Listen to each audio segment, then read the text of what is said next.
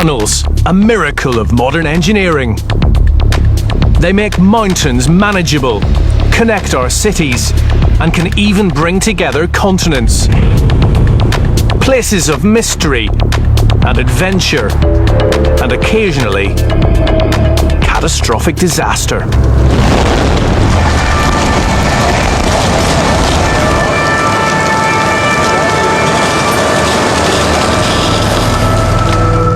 Since the tunnel building boom of the 1960s, the world has become a very different place. More people, more trucks, more traffic, more accidents.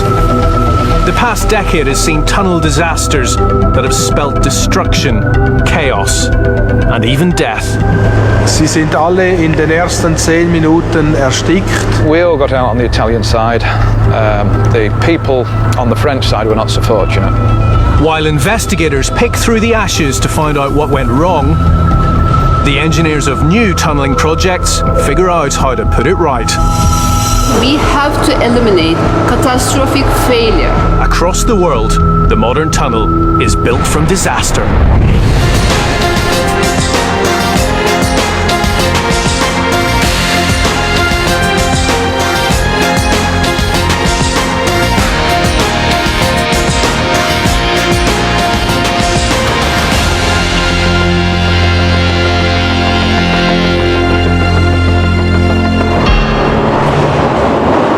Tunnels bring people together, connecting towns, countries, and even continents. But the world's tunnels are under pressure. As more traffic and freight passes through them, accidents are on the increase. 1999, a burning truck was abandoned in the Mont Blanc tunnel that connects France and Italy. 39 people died. In 2001, a truck collision in the Gotthard tunnel caused a massive fire. 11 people died. 1996, a burning cargo train caused the lining of the Channel Tunnel to explode. Serious structural collapse. They said that the concrete was falling on them like shrapnel. From each event come crucial lessons in tunnel design, revised approaches to evacuation and fire control, new construction techniques to prevent tunnel collapse, fresh ideas about accident prevention. Across the world, new tunnels are being built from disaster. One of the most innovative new tunnelling projects is the Marmaray Tunnel, under construction in Istanbul, Turkey. At an estimated cost of $3.5 billion, the 13.6-kilometre-long tunnel system will run 58 metres under the Bosphorus Straits. It will be the deepest immersed tunnel in the world. Istanbul needs the tunnel badly. It has a population of 12 million and terrible traffic problems. It will take the pressure off the Bosphorus Bridge and will be the first tunnel connection between Europe and Asia. The Marmaray project will make the lives of the Istanbul citizens more comfortable and will save them a lot of travel time. The tunnel's designers have much more to consider than commuter comfort and reduced journey times. Their biggest challenge, as for any tunnel construction, is how to overcome fire, a tunnel's single greatest threat, as recent disasters have shown. On March the 24th, 1999, 2,000 kilometres away across Europe, a sequence of events began to unfold that was to have fatal consequences and would influence the design of all new tunnels to come. At 10:46 in the morning, a heavy goods vehicle entered the 11.6-kilometre-long Mont Blanc tunnel, which connects France and Italy. 6.7 kilometres inside the tunnel, the driver was shocked to discover his truck was on fire. J'ai regardé mes rétroviseurs et j'ai vu de la fumée du côté droit. Je suis sorti du camion, et la fumée était déjà beaucoup plus importante. J'ai voulu prendre l'extincteur, mais je n'ai plus eu l'occasion parce que ça a éclaté en feu, toute la cabine. The driver abandoned his vehicle and managed to escape. One of the drivers also using the tunnel that day was British trucker John Whitby. In a period of 18 months, I probably used the Mont Blanc about 40 times. It was a dark, depressive type of tunnel. It seemed to go on forever. Whitby entered the tunnel on the Italian side, en route for France. I was driving for about 5 minutes into the tunnel, and then we started to get traffic approaching that was flashing its lights. Moments later, around 40 vehicles were forced to a halt, including Whitby's truck.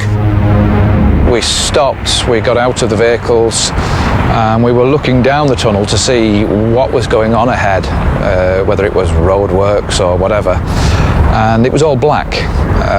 So we just assumed that the lights had gone out further down the tunnel. Within minutes, the Italian emergency services began to arrive. The fire brigade came roaring into the tunnel, and they shot straight past us, sirens going, and just disappeared into this wall of blackness. And it was only about then that we started to think, well, that black might just be smoke. The abandoned truck was carrying margarine, highly flammable, and by now burning hot and fast. As the tunnel filled with smoke, there was a series of loud explosions. Like a field gun in the distance. We've got a fire on here. There's that's truck tyres exploding. The entire tunnel actually shook. The road shook under the feet. You felt the air vibrate and the walls shake. Whitby and others near him were rescued by an Italian fire engine, forced into retreat as the fire escalated. And we all got out of there at a very rapid rate of knots. Those nearer the French exit were less fortunate. The smoke surged towards France, stopping the French fire team from entering.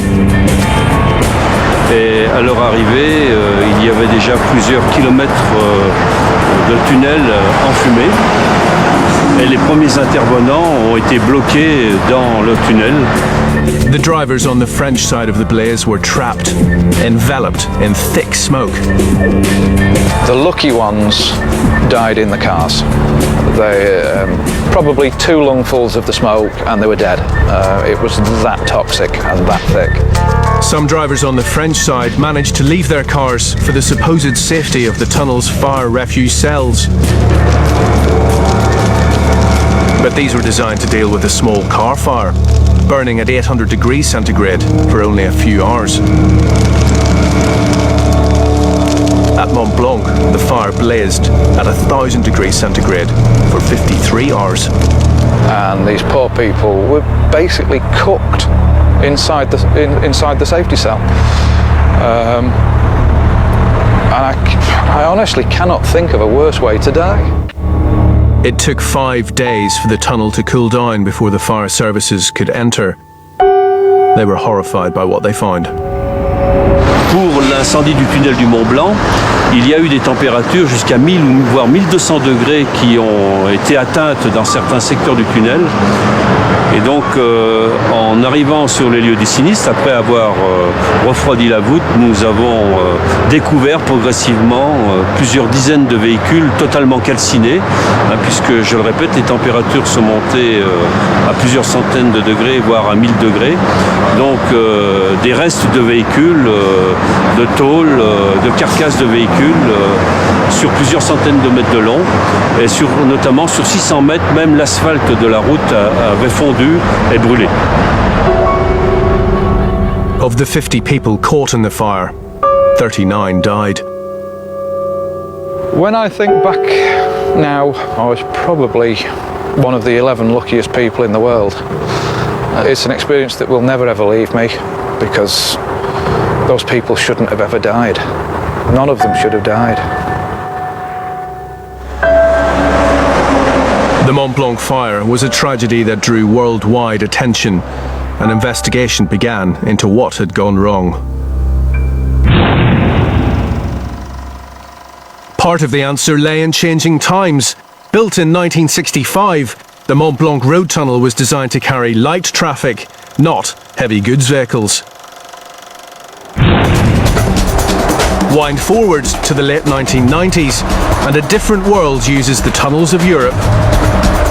Part of this new economic order is the container truck, often carrying flammable materials. The old Mont Blanc fire refuges and ventilation system simply couldn't cope with the intensity of a modern truck fire. Since 1999, the Mont Blanc tunnel has been redesigned and refitted along its entire length. When the truck caught fire, smoke and toxic fumes rapidly accumulated in the tunnel, with catastrophic consequences. As atmospheric pressure was lower on the French side than the Italian side, the smoke surged towards France. The Italian control centre switched on the fans to blow the smoke through, but instead of clearing it, they simply fed oxygen to the fire, making it burn hotter and faster. The tunnel's refit has adopted an innovative system, which it's hoped will prevent history ever repeating itself. 116 new ceiling fans have been fitted along the tunnel. The fans maintain an area where wind speed is 0, the point depicted by the yellow line. This zero wind speed zone can be manipulated remotely to control the movement of smoke. In the event of a fire, the fans direct the still zone to the area of the blaze, allowing smoke and fumes to be removed through extraction vents by powerful ventilators. At the same time, the new ventilation system brings fresh air into the tunnel. In this very large technical room, you have two kinds of turbines. You have on my right hand, you have the blue one in place to pump the fresh air from outside and to push it inside the tunnel. So fresh air is very cold and they don't need special protection. But here you have the red turbines. These turbines are protected. They are here to extract the smoke and extract the hot air in case of fire inside the tunnel. With the smoke under control, the rebuild addresses the provision for refuge and escape. The old fire rooms along the edge of the tunnel were death traps, quite unable to cope with the ferocity of a high-intensity blaze. The escape system has been entirely rebuilt, with new safety shelters capable of withstanding heat up to 1,000 degrees centigrade for 4 hours. Okay, I'm entering now in the safety shelter. The safety shelter is a place where you are completely safe. The only thing you have to do is to wait for further instructions. And the further instruction will come through this video system. And through this video system, I'm able to enter in contact with the operator. I push. Hello? Bonjour. We are in the shelter number 16. Yes, you are there and now you wait there. Okay. Our rescue team will be arriving in 2 minutes. Okay. So the operator said me that I have to wait here for the rescue team and the rescue team will come through this door. The key innovation in the new rooms is that this time they're connected to an escape tunnel that leads to the French and Italian exits. To the escape corridor and you follow me. Normally the rescue team will open the door and we are now under the way and you have Italy here and France here. The new Mont Blanc tunnel is an old structure that has been rebuilt, but it will never be risk-free. We will never say that. We did the maximum to avoid terrible consequences to an event. But nobody can say that we will never have an event in the tunnel. 180 kilometers away in Switzerland, the brand new Loschberg Tunnel has also learnt lessons from the Mont Blanc road tunnel disaster. Opened in 2007, it's a dual-bore rail tunnel. The escape system here is on a grand scale, capable of dealing with 1,500 passengers. Loschberg is the third longest tunnel in the world at 34.6 kilometers long, 3 times the length of the Mont Blanc tunnel. To cope with the size, here the ventilation system is colossal, built to deal with a high-power fire reaching 1,000 degrees centigrade. So we're here in the ventilation center of the Loschberg base tunnel. There are 2 such centers, one here, one 50 kilometers north, with 2 ventilators. Each of them can pull 200 cubic meters of fresh air into the tunnel system. This ventilation system is crucial for the security in the Loschberg tunnel. It's used to take out polluted air in case of a fire from the railway tunnel tubes and takes it outside. Here we see how fresh air from outside is brought through these noise-reducing walls into the ventilator and is pushed with force into the tunnel. It's now running only at 25% of its capacity. In case of an emergency, if it would run full speed, it would burst our ears.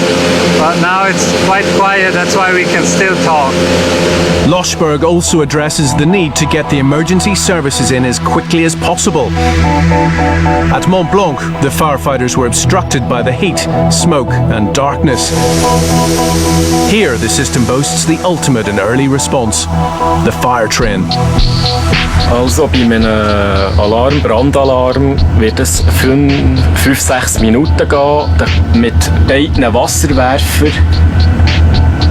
Und dann lassen wir knapp bei 5000 Liter raus und haben 50 Kubik dabei, also das ist relativ schnell, der ist leer. The train isn't just about fighting fires, it's also a mobile hospital. Der Zug zu trennen in Löscheinheit und Rettungseinheit. Mit der Rettungseinheit können wir einen Shuttle-Betrieb machen.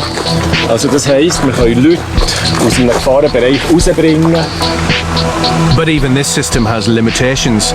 In the most intense heat, above 1,000 degrees centigrade, there's little even the most rapid response team can do. Und dort ist das Limit ganz sicher Hauptaugenmerk auf den Menschen. Was kann der Feuerwehrmann oder Frau, was können sie noch schaffen? Können sie noch schaffen oder gar nicht mehr? Und dort ist die Limite. Dort muss man dann auch den Mut haben, sagen, es ist nicht mehr bekämpfbar und den Rückzug nehmen.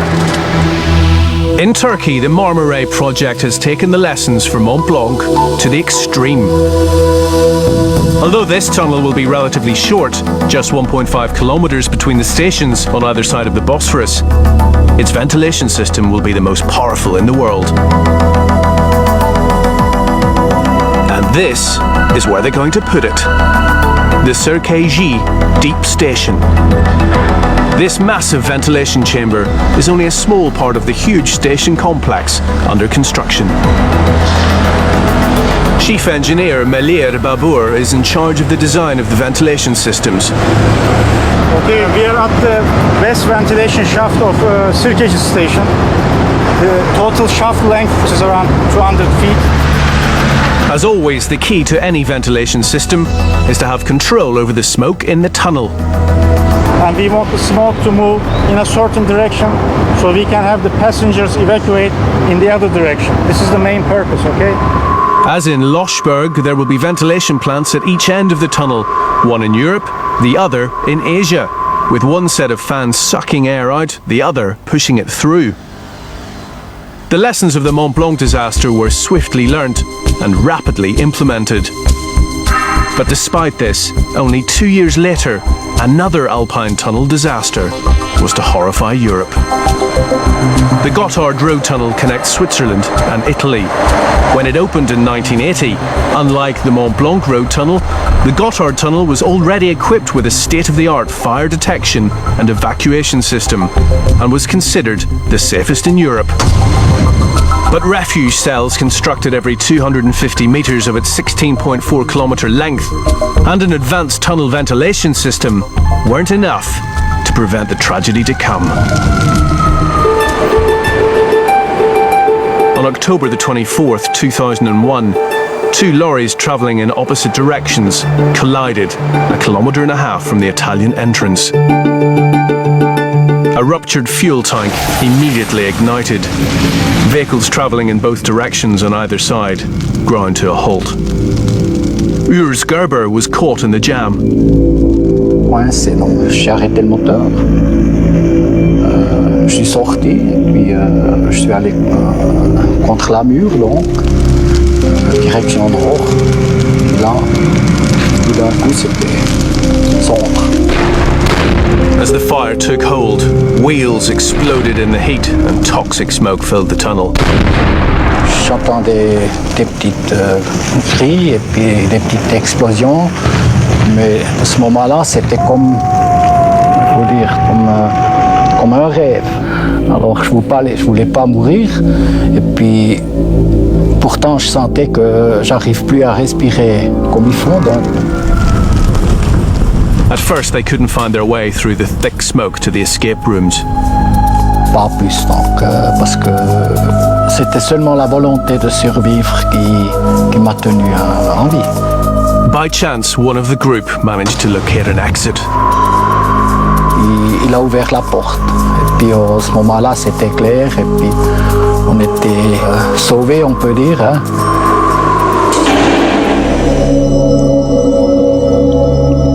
Not all the people caught in the tunnel were as lucky as Gerber. Walter Steiner was tunnel controller on the day of the fire.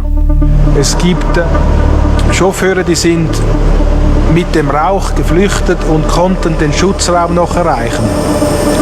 Und das haben aber nicht alle geschafft, sondern sie haben den Eingang zum Teil nicht mehr gefunden oder sind zum Teil im Fahrzeug geblieben.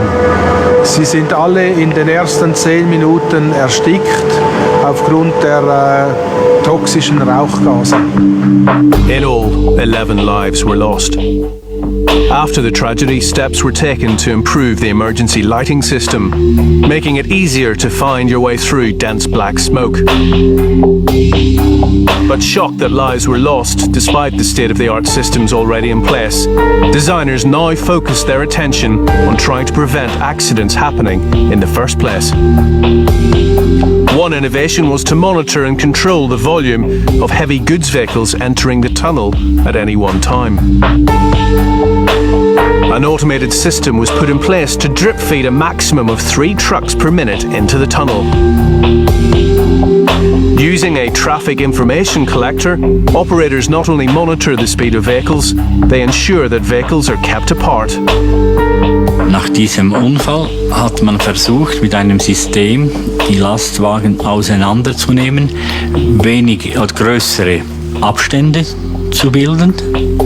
Before the accident in 2001, there were 45 vehicle fires in the tunnel every year. Heute mit dem System sind es nur noch 10. Also 10 pro Jahr. The Gotthard team went a step further. They wanted to solve the problem of how to prevent spontaneous combustion of the sort that had caused the catastrophic fire at Mont Blanc. At the Gotthard tunnel, a new technology is being introduced that will combine 3-dimensional thermal imaging cameras with the traffic control system. This object you see is car transporter. You can measure this object, you can do everything with it. This is the base for all our applications. The next step is to take a thermal scan and drip it over the 3D object.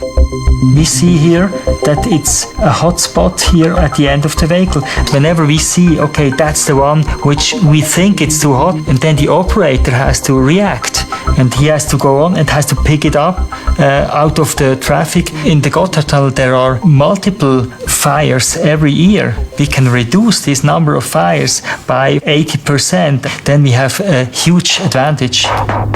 Through traffic control and early fire detection, it's believed that the Gotthard Tunnel will be less exposed to another killer fire.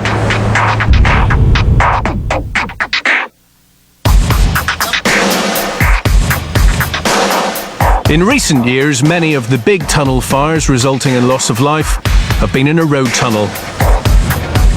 Vehicles, and especially large vehicles, trucks and lorries, are travelling bombs, primed with fuel, sometimes carrying highly volatile cargoes, subject to spontaneous combustion and vulnerable to driver error. One answer to some of these issues is to completely replace road with rail. The new Marmaray project in Turkey is a rail tunnel. All freight will be carried by train, not by truck. 2 separate tunnels, one in each direction, prevent the risk of the trains colliding. And by eliminating heavy goods vehicles altogether, the tunnel's designers have taken on the lessons of previous disasters. But even train tunnels can be plunged into chaos by major accidents. In 1996, the Channel Tunnel that connects England and France revealed a frightening weakness in its design. It was the most advanced rail tunnel of its type, built as 2 tubes with a separate rescue tunnel and crossings at every 300 metres. It was thought to be the safest tunnel in the world. It runs through the chalk seabed that lies under the English Channel, connecting England and France. At 9:48 p.m. on the 18th of September, a Eurotunnel cargo train entered the Channel Tunnel at Sangatte, near Calais, northern France. On one of the trucks in the cargo section of the train, a fire was smouldering. The fire spread to the train, and 19 kilometres inside the tunnel, it suddenly stalled. The blaze was soon out of control. In the smoke-filled darkness, the train's 33 passengers and crew were led towards the safety tunnel by the fire services. It was a narrow escape. We couldn't see because the smoke was getting into our eyes. I thought I was going to die, I really did. I was laying on the floor, everything was going, lightheaded. I thought I'm going to die here. The passengers were safely evacuated, but the fire couldn't be controlled. It had already reached critical temperatures over 1,000 degrees centigrade. The concrete tunnel lining began to spoil, falling away in huge chunks. At the heart of the fire, the lining was almost completely lost. Luckily, the tunnel was running through a dry part of the seabed. If there had been water on the other side of the lining, there would have been a catastrophic flood. Professor Gabriel Alexander Coury of Imperial College London has studied the 96 Channel Tunnel fire. Half the section was destroyed, and in some parts, the spalling took place all over the section, right up to the ground. Now, that is structural damage. 500 meters of the section was damaged, of which 50 was serious. And that is in terms of the explosive spalling of concrete. The tunnel was lined with high-strength concrete, where additives like fly ash create stronger chemical bonds in the concrete mixture. At the same time, the amount of water is reduced, which also increases strength. But in the Channel Tunnel fire, even this small amount of water became a hazard, turning to steam in the intense heat. The water pressure rose as high as 100 times atmospheric pressure. The steam pressures will build up faster than they can be diffused, and there is a risk of an explosion taking place. In the high temperatures, the lining of the tunnel literally blew itself apart. And the firefighters in 1996, they said that the concrete was falling on them like shrapnel. After the 1996 fire, Eurotunnel repaired the damage using the same high-strength concrete lining. But but they upgraded their fire and rescue services in the tunnel, a strategy that withstood the test of another serious fire in 2008. Even though this type of concrete is now known to explode in intense heat, it's still in use in tunnels across the world. Some tunnels, like the Loschberg Base Tunnel, are immune to the threat of collapse. Because of this, the Swiss Alps, made of hard granite. We have a stable rock structure, so there's no risk of a breakdown of the tunnel. Even if this concrete here would burn down or break, the tunnel would not break down completely. So this is a risk that we can almost exclude. But 2,000 kilometers away in Istanbul, the Marmaray Tunnel doesn't have the protection of granite. It's lined with high-strength concrete, but lessons from the Channel Tunnel fire have been taken on board. In the history, there are that sort of accidents which happened both in the highway tunnels and also the railway tunnels, and Channel Tunnel fire is one of the most serious examples in the past. So based on that, of course, we took lessons. The concrete used to line the Marmaray Tunnel is protected with a fire insulation layer. And there will be an application of fire insulation material depending on the ground conditions, the rock quality, whether we are in the fracture zone, the groundwater level, because we have to eliminate catastrophic failure and we have to prevent flooding. The tunnel boring machine is a 150-metre long complex that removes the rock debris from the drilling face at the leading edge of the tunnel. We are at the end of that TBM5. We have, as I have mentioned, excavated 2 kilometers until now. And you may see that cutter head, which is the main part of the TBM machine you see there. These are the pistons which are located at the periphery of that cutter head, which has on the order of 75,000 kilonewton thrust force, which pushes the ground like that. So this machine is manufactured specifically for Marmaray project, considering all the soil conditions, the strength of the rock, etc. We will connect to the IMT, the element number 11 at the Asian side. So the IMT element and TBM will connect to IMT. We will do all these water insulation works and the inner concreting works, and at the end we will be able to have the full tunnels under the Marmaray project. But fire is not the only threat to the structure. This huge tunnelling project is only 10 miles from the North Anatolian fault line. For Deputy Project Manager Hussein Belkaya, structural failure and flooding of the tunnel due to earthquakes is a very real hazard. The occurrence of a big-scale earthquake in the next coming 30 years in Istanbul is 62%. This is really very high percent. Like the Channel Tunnel, the Marmaray Tunnel runs through the seabed. Flooding is a real and potentially catastrophic risk. It's a threat that was brought vividly to light 2 years into construction. At one of the stations that will link the tunnel system together, they unveiled the remains of the ancient harbour of Byzantine Constantinople. Complete with 32 warships, this was one of the greatest archaeological discoveries in Turkey's history. For archaeologist Doğan Perinçek, the dig also offered up an environmental warning from history. This excavation area has many chapters, and within this marshy sediments we have some sediments related to flooding. What caused this? What's the reason of this? For Doğan, the key to unlocking the mystery lay in the historical records of Byzantium. In the 6th century there had been 3 major earthquakes, and the new evidence of flooding pointed to one of earthquakes' lethal side effects: tsunami. 1400 years ago, a giant wave had devastated the port. Earthquake during the 6th century and related to tsunami destroyed many things in the region. And the part of the harbor destroyed, and also wall of the city destroyed.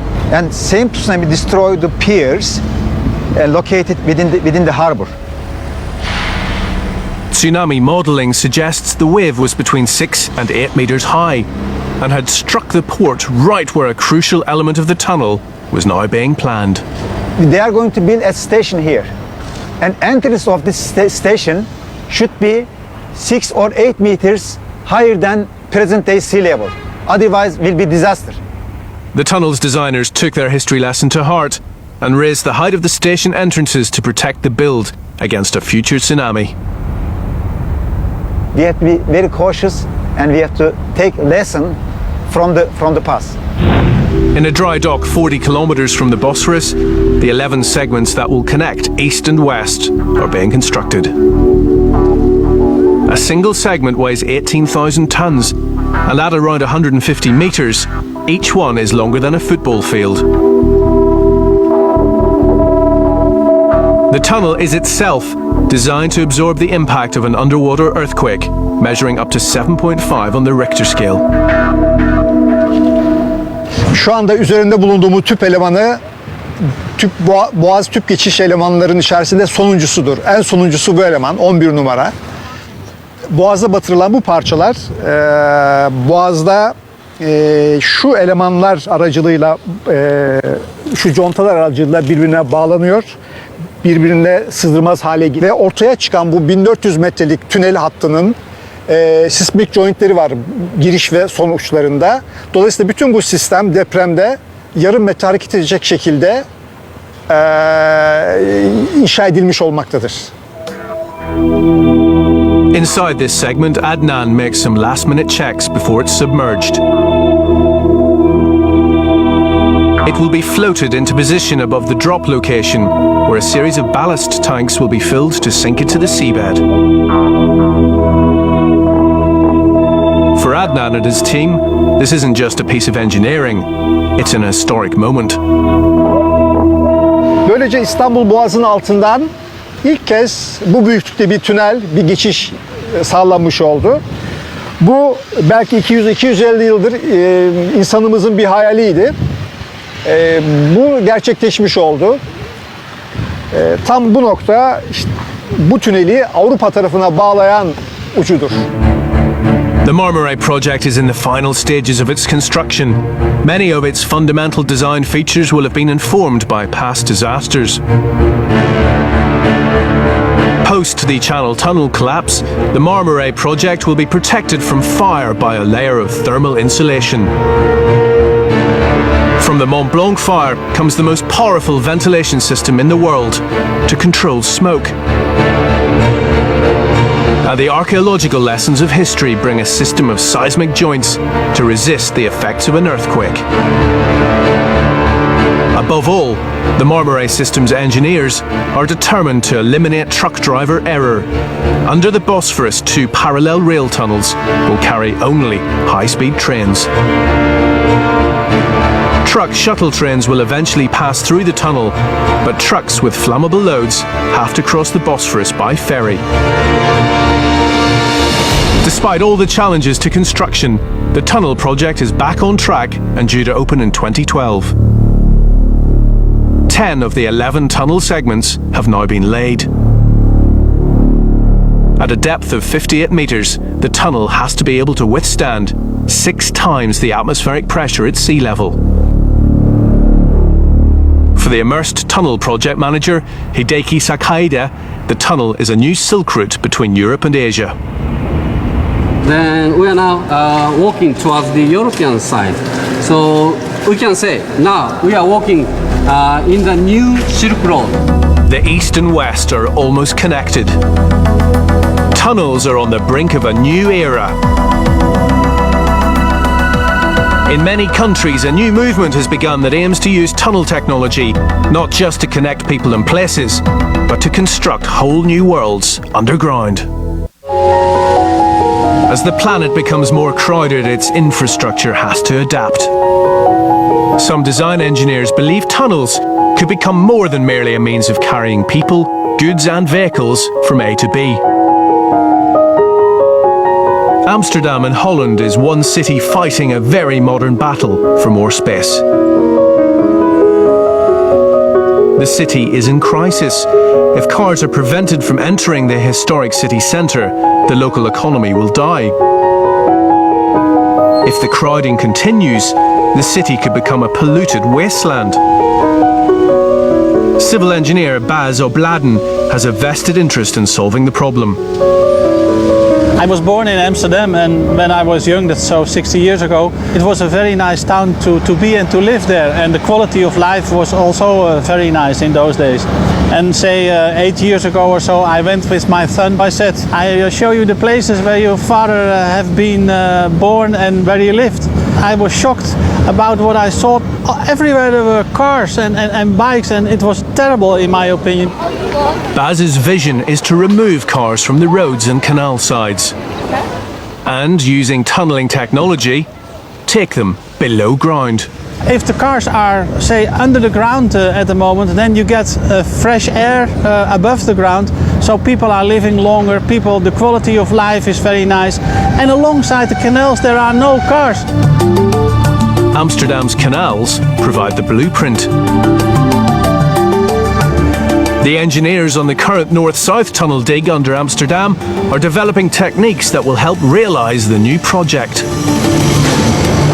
Our main challenge in this area is the softness of the soil. We have to try to maintain a stable environment for the drill to go through. So what we do is we drill 90-meter long poles that will be used for a brine solution that will cool down the entire soil, and thus creating a frozen, like a permafrost layer through the total width of the two drilling machines. As the technology has developed, so has the ambition. The idea is not to make tunnels to a destination and then connect different destinations. So we say if you build a connection, why not make it a useful space? So it's all about really making a very big space. It's like the doubling of the floor space which is in the center of Amsterdam. The design would not only provide much needed parking, massive underground spaces would house cinemas, squash courts and even swimming pools. Those behind the Amsterdam project are conscious that whatever the space is used for, safety lessons from past tunnel disasters still have to be applied. For the fire safety, we are really looking into the possibilities of compartmentation and that you are always within a reasonable amount to walk to a safe place. So if something happens in your vicinity, you can hold your breath and how many meters can I walk? Well, there would be a door. That is basically where we start from. And there are now materials which can really keep the fire on the other side of the doors. For now, the Amsterdam dream of building urban spaces below the city streets is in the early planning stages. But in Turkey, the Marmaray Tunnel project is fast becoming a reality. It is always difficult to construct a mega project in an urban, densely populated area. But once it is in operation, Marmaray project will save a lot of travel time and make the lives of more than 1 million passengers per day more comfortable. Throughout its lifetime, the Marmaray Tunnel will face a double jeopardy of fire and seismic shock. But with the legacy of past tunnel disasters designed into its very fabric, it's being built to confront and overcome whatever challenges the future might bring. 接下来，潜入冰冷的河水，征服世界最高的悬崖，品尝各种稀奇古怪的食物，一趟精彩的爱尔兰之旅，《荒野求生秘籍》接着播出。